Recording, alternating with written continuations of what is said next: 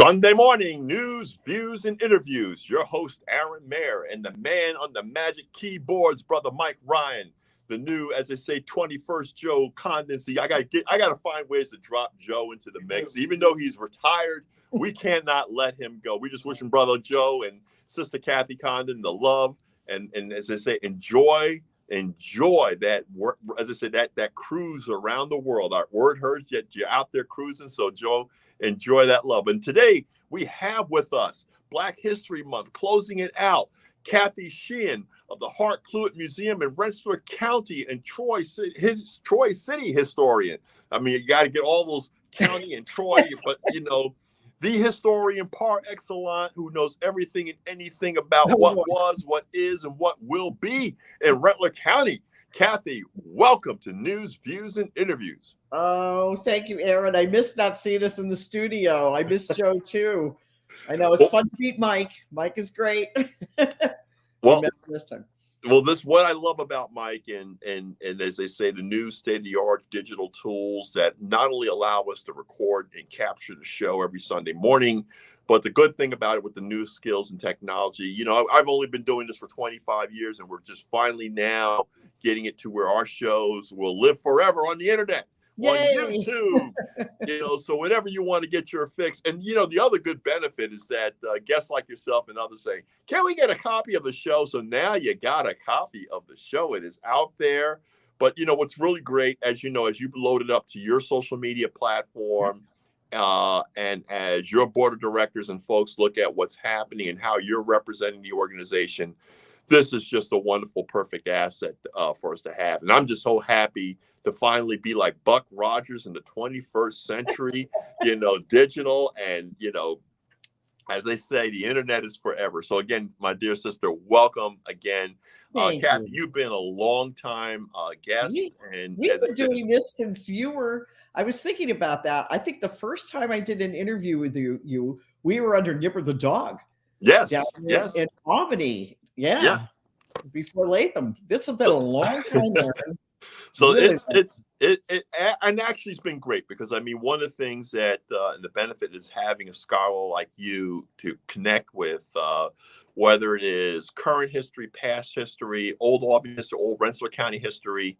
You've been a profound resources. In fact, when I was doing work on the Massachusetts 54th, the Glory Brigade, my wife had an ancestral uncle that was wounded, and he was in Beaufort Hospital in South Carolina. And there was this physician from Troy that was, I believe, the medical fellow. So we're talking Black history. Dr. Reed Montague, yeah. So we're going to go a little bit more linear, but since that came to mind, tell us a little bit about him and that exhibit that you guys had, and what exhibit materials do you have still on him and his contributions? Well, that exhibit was really wonderful, and that was really due in large part to Dr. Matt Farina, who is a retired pediatric cardiologist from the Albany area and was a huge history buff, member of the Capital District Civil War Roundtable. And he had a real interest in, obviously, medical history. And Reed Montague was such an interesting guy because he was, we all think of that show, or at least a lot of people think of that show MASH, Mobile Army Surgical Hospital. And really, Reed Montague was one of the people who really started that back in the Civil War. He's like, look, if we can get to these guys, these wounds and care of them early, we can really cut down on amputations and death and things like that. He also was a huge proponent for, I know it sounds odd now to say it now, but for washing your hands and sterility in a surgical situation. And he actually kind of gotten it with kind of some of the upper ups in Washington. He was kind of showing up some of these other doctors who didn't think that was as critical, and he was proving that it was. And they did not have a concept of contagion by a bacteria, right? And an infection and spreading infection. And not cleaning, and she hit the nail on the head. And what was really kind of, interesting was that he, again, the Civil War was the first modern war happening in the late 19th century on an industrialized scale. Yes. And the type it was so well documented as well. Yes. And so it literally changed the way healthcare, everything, even cemeteries in the United States, Yes, because people had Victorian houses with the big bay windows, and people don't realize that the bay windows were where you put your dead, and people were buried locally and on property and plots. But after the Civil War, because so many were dying, and the need, the public well, sector, yeah. I mean, you you hit know, all these cities that were really growing fast, and it was the real advent of the rural cemetery movement, which was a little bit before the Civil War, but certainly the Civil War, certainly that propelled it forward. But yeah, all these things that as usual, as we know, if we kept going further up into history, so many things that we think of really start out from a military perspective mhm. of how they do things. And what was really interesting that that I found was that here was an uncle who got wounded, in the Battle of Honey Hill in South Carolina, which occurred shortly after the charge on Fort Wagner. Mm-hmm. He actually got left behind as the troops marched out to Olustee, Florida, and there was the Battle of Olustee, Florida, which came shortly after. But the Mass 54th was one of the first troops that were filling this modern hospital. I mean, this hospital that was embarking and practicing modern techniques of platelets and dealing with wounds and convalescing of soldiers. Yeah. So much so that her ancestral uncle got left behind. But the point being is that it's from those records that I learned about how many actually survived the assault on Battery Wagner. And this is the movie Glory. That's the culmination of the movie Glory. But people don't realize that they actually captured the fort for a while, and it was actually the failure of follow through by the Union that left these Black troops stranded in the fort, in which a number of them were captured and taken as prisoners. But a number were wounded, and they were brought back. And Beaufort was the place where this Troy physician was, and he actually oversaw, what as nowadays it's legendary, but a very critical amount of the triage and care for Black veterans at that particular point in time. And when he came back to Troy, it was interesting because he got very much involved with, the Troy Hospital, which is now St. Mary's, which is now part of the whole Trinity Health Partners, and working with when Samaritan Hospital started the School of Nursing program. He was working with those young student nurses, as did his son. His son also went on to. His son also went on to become a surgeon and into the 20th century, and he was involved in things up through World War I. So it's a really generational kind of a thing in that they both were very much dedicated to the local healthcare institutions, as well as things like we call it Vanderheiden Hall, but they're involved with Troy Orphan Asylum and working with the young people who were there in the orphanage. So he really was quite an amazing person. You can get a lot of information. Those who are interested, you can, if you Google the National Institute of Health down in Maryland, you'll find a lot of information and photographs. A lot of the photographs of the Black soldiers that he was photographed documenting, the ones that had lost limbs and things like that. But what's amazing? These are, of course, some of the only photographs of some of these soldiers that exist, including your relatives. Yes. Yeah. I mean, and it's really rare. So we're talking Black History Month. The Capital Region. This is the location of a lot of finished cotton. Absolutely. The collar city in Troy. People don't realize, not you had slavery in the South, but there was the actual spinning of that cotton into fabric and fabric into products. Right. And so one of the things I was wondering what that fancy thing was. That was my notebook. My notebook made a debut into my camera. Into the view. But the thing is, tell a little bit about the Capital Region as the finished product and processing cotton into cloth and cloth into the textile industry sector, and as it amplified the role of slavery in the U.S. Yeah, it really, you have the triangle. If we all remember our fourth grade, you had the transportation network of of Europe wanting these finished goods. Mm-hmm. The cotton grown in the south and then the being produced up in the north, and so much of it was produced in this area. And of course, certainly in Troy, you had the cotton mills, the Marshall cotton mills, and then pretty much even by this time of the Civil War, you have firms that were what ultimately became Clute and Peabody Company, which was the largest, collar manufacturer and shirts that they're manufacturing all this. So there's like a huge demand for labor, of course. Now, And I think is interesting. And again, it's kind of we've been talking about this because now we're coming up on the semi-quincentennial of the American Revolution, and I always like to talk about the little hidden stories that don't show up. But the one, in the Civil War, it's kind of interesting. We think about New York. Well, New York had a lot of ties to the South. So, not everybody was, not everybody wanted the South to fall. Well, New York definitely was talking about seceding, actually, New York City. Right. But listen, New York City, yeah. Listen, we're going to go because now we're getting to the fun stuff. We're going to take a little bit of a break to get the commercial in here, and we'll pick it up at the top of the half. Sounds good. Sunday morning, we're back. News, views, and interviews. And we're here with Rensselaer County and Troy City historian at the Hart Clute Museum in Rensselaer County, Kathy Sheehan. And we are talking about the role of the Capital Region on, just before the Civil War in Black History Month and the impacts. And so we were leading in and talking a little bit about how New York actually, because of Wall Street, the insurance sector, the commodity sectors were making huge profits off of slavery. In fact, the governor and the mayor at that time really, they were very pro-South.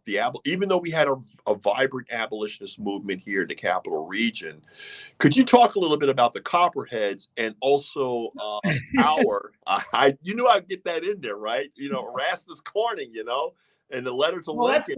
That's over on the other side of the river. I mean, on our end of things.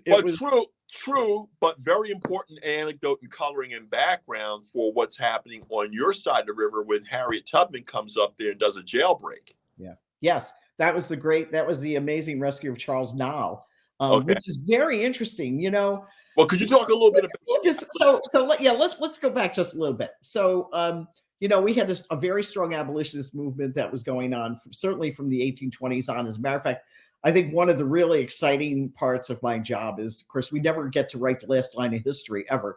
And there's always something new coming up. And I think probably since the last time we chatted about this, I don't know if I told you about this, but we had acquired the records from the Troy Savings Bank, the early records. Mm-hmm. And the very first first person who deposits money in the Troy Savings Bank is a Black woman who was a slave, Martha Jefferson, $25. And so he's like, wait a minute, what is this story? So here is a bank that is supporting, underserved populations, really, as we term, in today's language. And it's been fascinating to now look at these names that are in the signature book. So when you go to get a bank account, you fill up a card, you got to think, and they did this. So there's these amazing ledgers. And when I'm flipping through this, I see, wait a minute, here's the ladies of the Troy Female African Benevolent Society with their names, which is incredible trying to do research on history. So, but having a ledger with their names on it, because many cases you're looking at newspapers that say their actions and what they're a part of. Right. But you don't have a list of the names of the particular signatures and officers, which is really cool. Yeah, it really has. So it's been a lot of fun. Actually, there's Dr. Jennifer Burns, who teaches African Studies at SUNY Albany, has been working on the papers. And we've spent many, many Saturdays, pouring through all this stuff. And it's just been really amazing to start to look at these women from this Troy Female African Benevolent Society. And they're involved with Frederick Douglass coming to, the Liberty Street Presbyterian Church in Troy to have, the abolitionist conventions and some of the first in the state he did here in Troy. And that, all leads up to, where you have a lot of these freedom seekers are feeling very safe coming up this far. They're coming, and predominantly they're coming right up the Hudson River. Well, two things. You have Troy in this role, but you also have the Stephen Myers house where we had. Yes, who, by the way, was born in Rensselaer County. Let's, I'm always teasing Paul. I'm always teasing Paul and Mary Liz about that. So he was born in Rensselaer County. I was glad that we had them on last week, but people don't realize that, in the 1820s, the Black suffrage movement, where they had to own land, and Garrett Smith, it was an effort for the right to vote. Everybody thinks that it was a farming settlement. I go, no, it was a right to vote, right? It was a tool and means to vote, and he enlists Henry Highland Garnett, who was the minister of the Liberty Street Presbyterian Church. So there's a lot of people from Troy, they called Troy home. They're called Troy home, that end up in Timbuktu, up in the Adirondacks, as part of that, as part of Garrett Smith's settlement. So, the connections, I love it. The connections just weave in and out. And certainly Stephen and Harriet Myers, they're, they're part of the Underground Railroad, and it's coming from over in Albany and through Rensselaer County and out into, Pittstown and Hoosick and over into Vermont. And it's just been amazing. And then you have the Baltimore family. The cool thing about these three people of color, they were not paupers. They actually were people of means and wealth. They owned property. Right. And so a lot of the myth around Garrett Smith is that he gave poor, enslaved. No, these were people who already had property. Right. And so two things I always tell people. So since a number of them had property, this was because we had the Fugitive Slave Act. We're even, 12 years a slave, Solomon Northup. Right. Basically, free people of color getting bopped over the head and taken into slavery. So a lot of that effort was not only to have a place to bug out or run to. So that's where I saw the incentive of people who had money and means to take they already had the right to vote. They could meet that test. Yeah. But what they also wanted as additional insurance was that should things get really bad, because remember, at that time and before the Civil War, Justice Taney with Dred Scott was even further doubling down. And remember, at that time, Lincoln said, if I could keep the Union by keeping slavery, I will. And if I can keep the Union by ending slavery, I will. And so people, the gap between 1860 and 1865 and the intensity of the moment, the people were really under a lot of pressure, and a lot of their radical actions were really, really critical and key, which made it very interesting about Troy and the backdrop for the breakout, that was going to happen. Charles Now, yeah. So what happened with Now? How did that all start? So he had escaped slavery from down in Virginia, and had worked his way up on the Underground Railroad, and was out in the hinterlands of Rensselaer County in Sand Lake working for Mr. Averill. And Mr. Averill was kind of Averill Park. Of Averill Park, yes. Befriending him, sending letters home, but he also turned him in under the Fugitive Slave Act, which then took a little bit of time. Now, either Charles realized what's going on. He leaves. I'm sorry? Did Mr. Averill drop a dime on him? Yeah. Oh, boy. Yeah. He says no, but everybody thinks he probably did. So Charles leaves him and comes to Troy, and he becomes a coachman for Uri Gilbert, who was a former mayor in Troy, had this Gilbert Car Works, made luxury coach cars. It was over on Green Island. And the poor guy's going out to get his bread, and he's captured under the Fugitive Slave Act down on Division and 3rd Street. Those of you might know where Bear Shalom Synagogue is. It was right around there. They literally drag him in shackles, his ankles, his arms, everything shackled up, to State and 1st Street. Again, those of you who might know the area where the YWCA is kitty corner from that, or near Slide and Dirty. And then Troy, New York. In Troy, New York.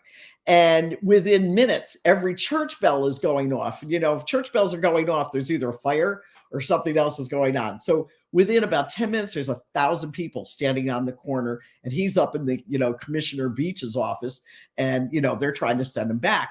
There are two other people before, Harriet Tubman gets involved, which is interesting. Peter Baltimore, who was longtime free black, ran a barbershop with this other guy, William Rich, who actually turns out he was the Marquis de Lafayette's body guy, comes in when he's on his big tour in 1824 and stays in Troy. We've been finding out more about him. And so these two have their barbershop, and he's hearing all the bells, and he can't even get through the crowd. And so he's running around the back alley, and he runs into this white abolitionist lawyer who was the, Johnny Cochran of the 19th century, and, Easter Jones locally. And he's like, Martin I. Townsend. He goes, Martin, they captured Charles. And he says, yeah, I have $200 in my hand. And Peter says, I have $200. And within the crowd out there, we can raise the other two. $600, we're going to buy this man's freedom. They finally worked their way up to the third floor of this, this office. And there's Charles, poor guy's all shackled up. At one point, he tries to jump out the window, and they drag him back in. And then the other person that happened to be in town visiting her cousin is none other than Harriet Tubman. Now, here's the funny part, is as some of these other letters from Peter have come out, he didn't know who she was.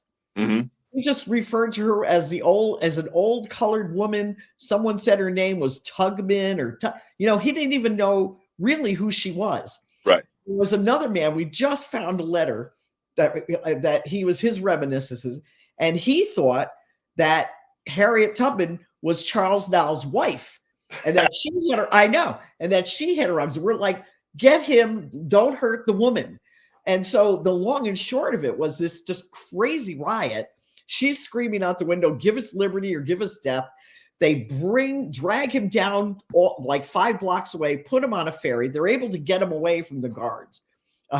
2 different stories came out. They said Harriet Tubman locked her arms between Nall and the guards, or the other one, she said she threw her petticoat over the heads. So however which way it happened, he gets in a boat, goes in a skiff. They recapture him over near the Watervliet Arsenal, and a whole other group escape. He puts him on there. And he ends up out in Niskayuna. Well, Frederick Douglass's papers now are online, and we see this little blurb now that said he actually did make it to Canada, to St. Catharines, right over the border, and that it was interesting. Who owned the house that was helping people out up there in Canada? Harriet Tubman. Well, it would be fascinating. We're coming up on about 30 seconds before this air, but this is really important. It'd be interesting to know if he went through the Black suffrage settlements areas and getting up to that area. Did he go through the Adirondacks, to hit that particular point? Because again, at that time we had, that place and space in between. But that's a topic for another follow-up conversation. Okay. So much to talk about, always. Oh, listen, I want to thank you. And anyway, for folks who want to contact you, you can reach out to you at 518-271-7232 or actually go to 272-7232. Sorry. Okay. Or go to theheartcluit.org to read about your exhibits and the wonderful work that they're doing over, again, in Rensselaer County with regards to that history, that rich history that is anchored in everything that is America. And to the Grand Dam of Rotterdam, we're coming over for a wonderful cup of coffee. Kathy, thank you.